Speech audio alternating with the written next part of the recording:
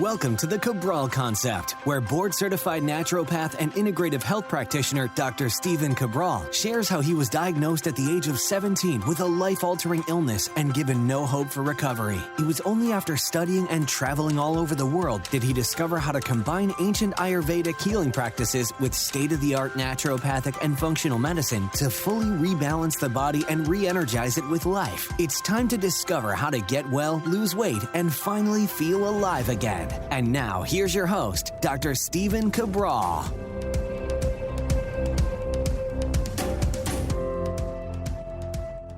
Hey everybody, welcome back to the show. We're here today, brand new Cabral Concept. Today we are going to be going over the best temperatures and how long to brew different types of teas. This could be black tea, green tea, matcha tea, oolong tea, mates. We'll go over all sorts of different herbal teas, and then I'll also share with you how to do your add-ons as well, whether it's raw honey or cinnamon or those types of things, when to add those too.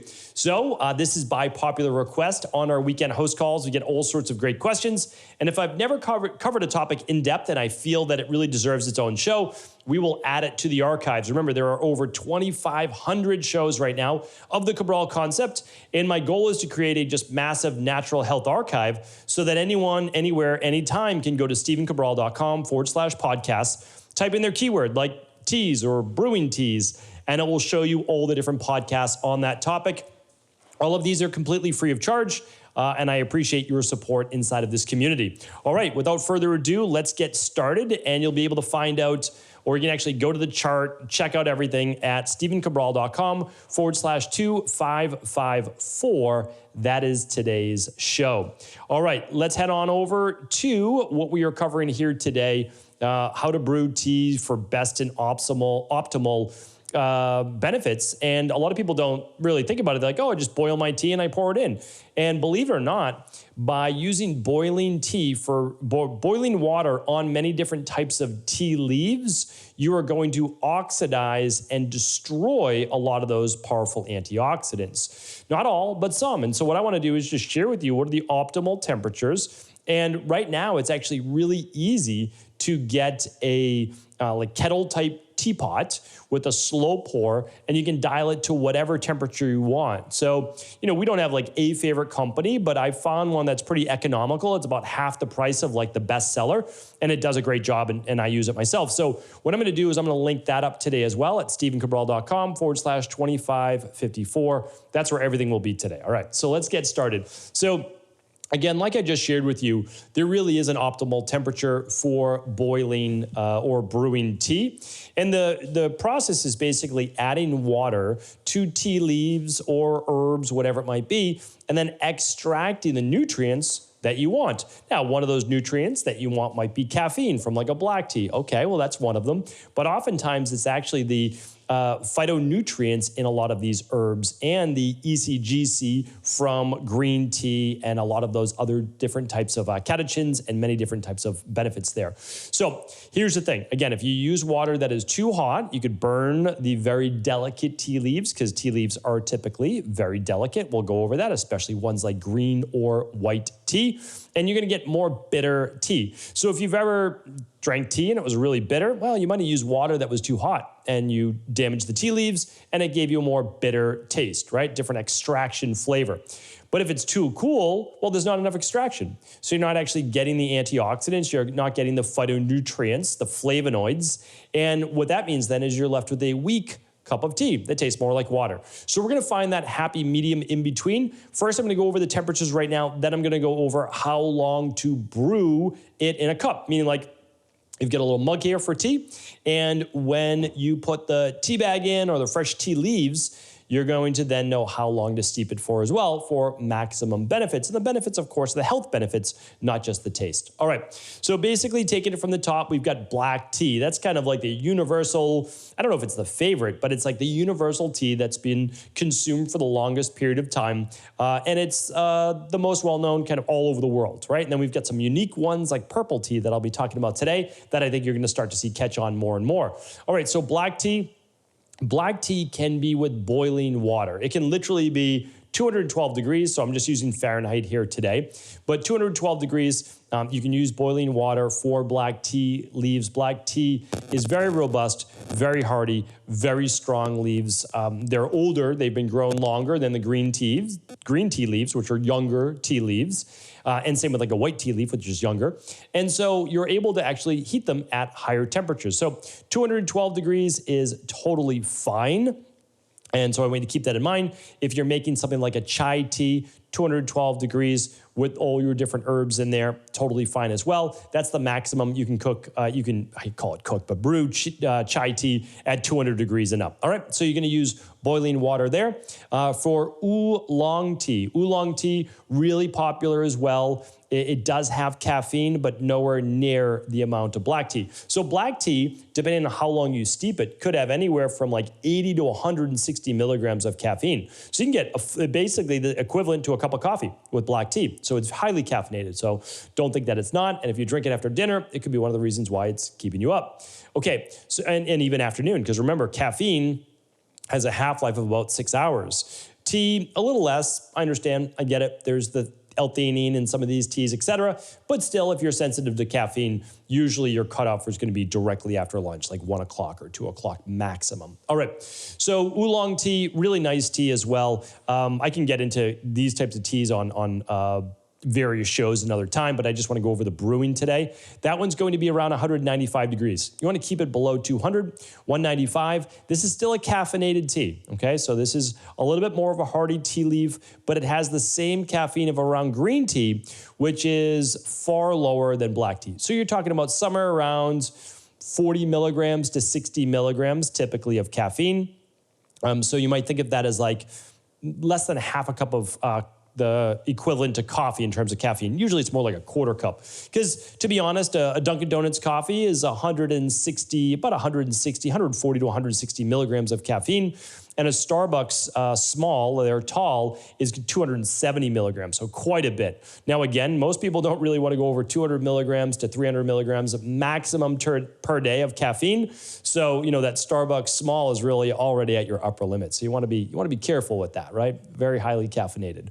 All right, so mates, another caffeinated tea. So this one's going to be a bit more caffeinated, more like a black tea. But again, it can vary, and you're able to look up typically the amount of caffeine for each tea. But mate is going to be a little bit lower, 160 degrees, all right? So we've got the black tea, 212. We've got our oolong around 195. The chai is around there, around 200 to 212 as well, near boiling. And then we're going lower now near the mates. So mate, 150, 160 degrees. That's it. A little bit more of a delicate tea leaf. And I'll talk about the steeping in just a moment. All right, well, what about the popular green tea, right? What about white tea? If you haven't heard of white tea before, decaffeinated tea, for the most part, almost fully decaffeinated, but powerful, powerful antioxidant. So very light in flavor. It almost has a little bit of a florally flavor. If you've never tried white tea, give it a shot. The nice thing about tea is that you can typically get little samples and you can try all different varieties. And the thing is, you're drinking essentially, these are supplements, right? These are teas, which are herbs, right? Or for the most part, we're making them into supplemental beverages that we can consume outside of water. And a white tea loaded with antioxidants. But because of that, white tea is going to be brewed just like green tea at no more than 175 to 180 degrees. It's a very young tea leaf. It's more delicate and it can be damaged with hot water. Green tea, 175 to 180, that's maximum. Some people say 182 degrees is maximum. I'm not the purist that a lot of tea people are, but 182 would be your maximum. 175 to 182, you can experiment with that. Again, they make tea kettles. We can literally just turn the knob and turn it to whatever temperature you want. You can put in your filtered water, your spring water. Some people like to use distilled water based on what they're trying to get out of it. That's totally up to you. Again, I just typically use spring water. So really, really simple. All right, so we've got our white tea, green tea. Now, I've talked about before about matcha. Matcha green tea is different. You're taking the tea leaves, you're grinding them up to a fine powder. I've talked about this before, but if you've never tried it before, you have to try organic, ceremonial, shade-grown matcha green tea. I know it's a mouthful, but that specific type of green tea is going to have, for the most part, the greatest benefit in anti-aging, longevity, reduction in all-cause mortality, and antioxidants. So I can't now link up to green tea now that I've made those so-called health claims. Again, I'm not giving you any medical advice, medical treatment plans, medical cures, medical diagnosis, but I've done a bunch of podcasts on matcha green tea. Again, I'll be honest with you, I'm not a big tea lover. I don't love the flavor of tea. I never have. I try to get into it. I'll talk about the herbal ones that I do use in just a moment. But for people that do enjoy it, it is healthy. Like, there's no doubt about that. Again, it's for the right individual. My wife loves matcha green tea. Me, no, not so much. I like the flavor of coffee. I don't drink a lot of coffee, very little caffeinated coffee, more the Swiss water processed decaf, organic. But at the same time, I can appreciate the benefits of green tea. And I would say they're on par, if not even greater, than the antioxidant benefits of organic coffee. All right, so that's our green tea, that's our matcha, that's our white tea, purple tea. I'll probably do a Friday review on this. It's a very interesting tea. I just had it maybe just like a year and a half ago for the first time. Becoming more popular. I know that there's parts of Africa that I believe it's grown in, but for sure it's grown in India. When I was in India doing my internships, I didn't consume it then. I consumed chai tea.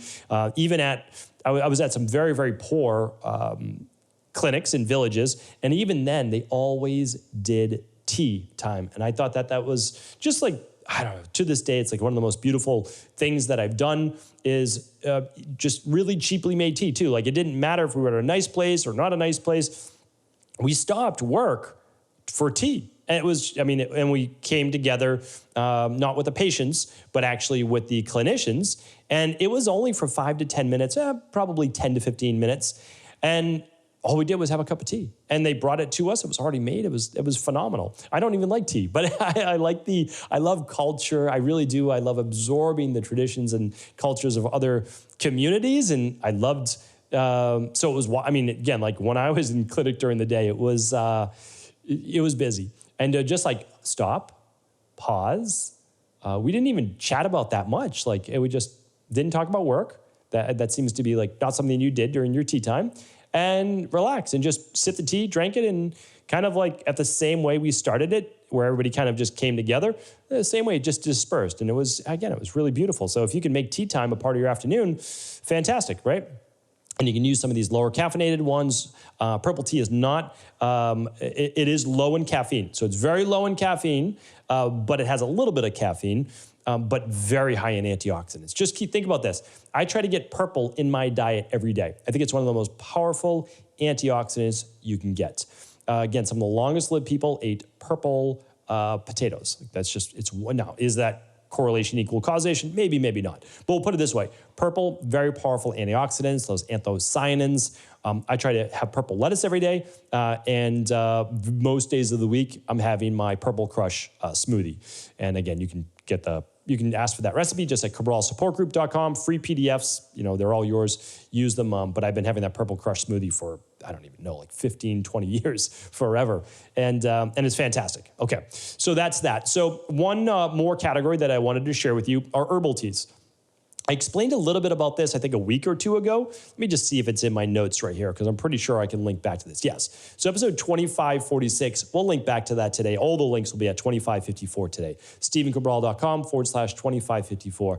The 5 best teas for your health. Please do check out that episode.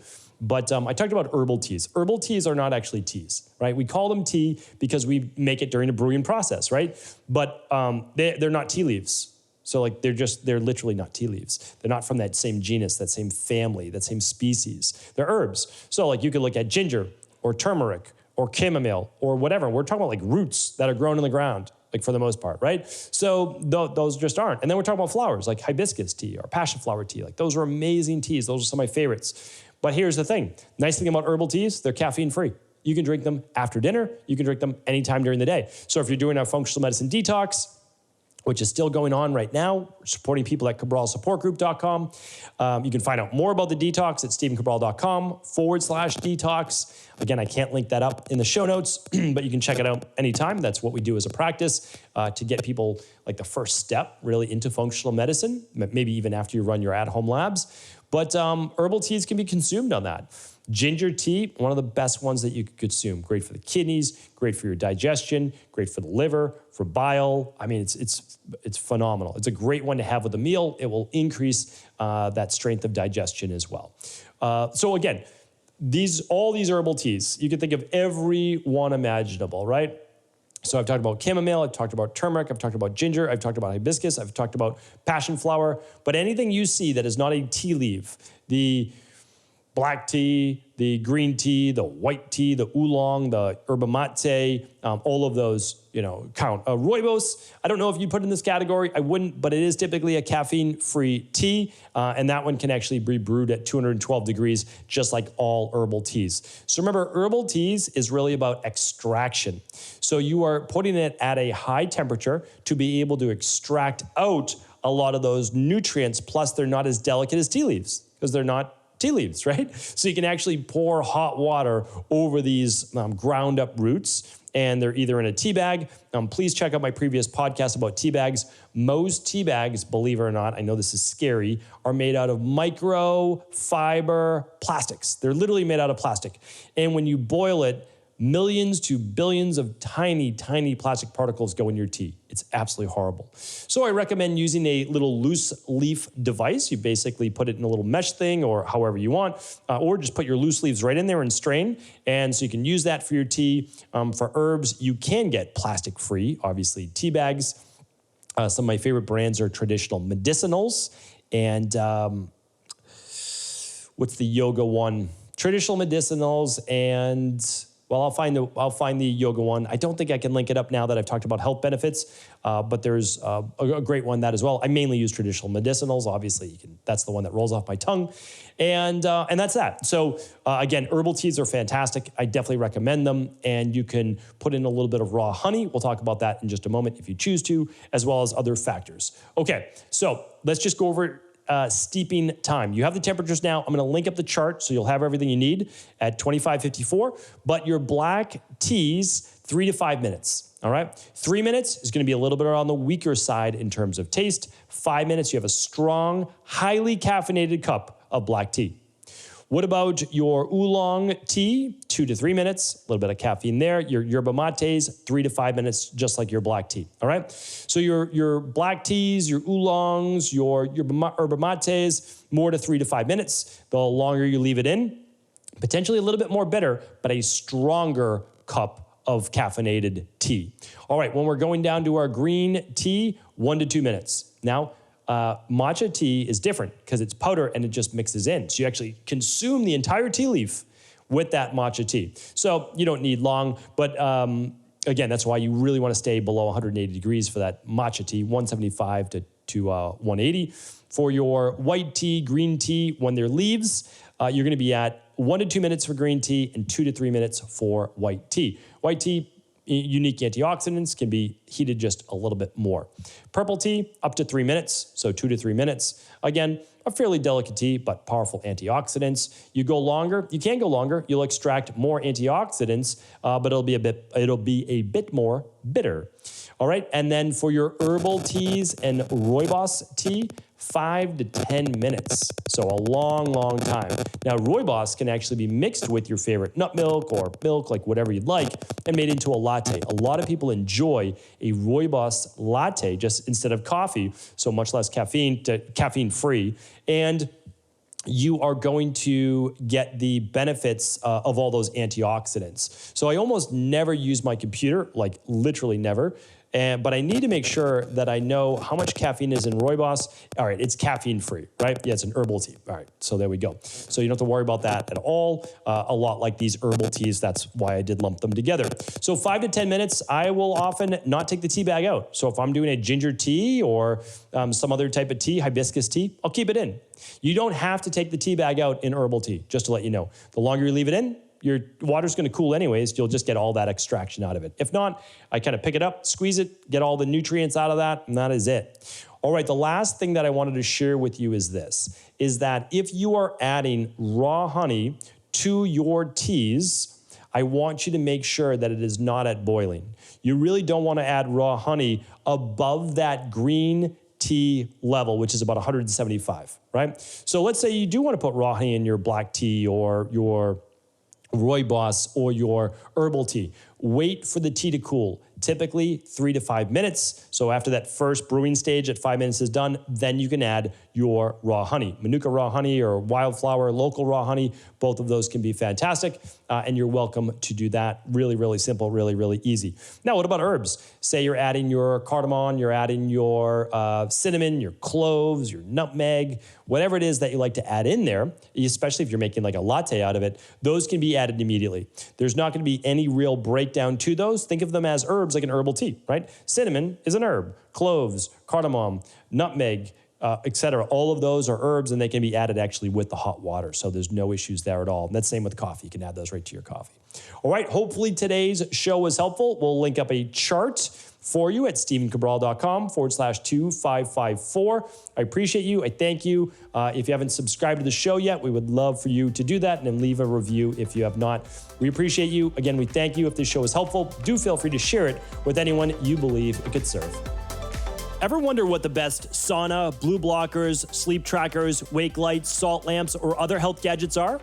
Or what about the top non-toxic mattresses, sheets, soaps, bath products, toothpaste, and cookware? Or would you like to know the cleanest choices for hemp parts, meal delivery services, supplements, and much more?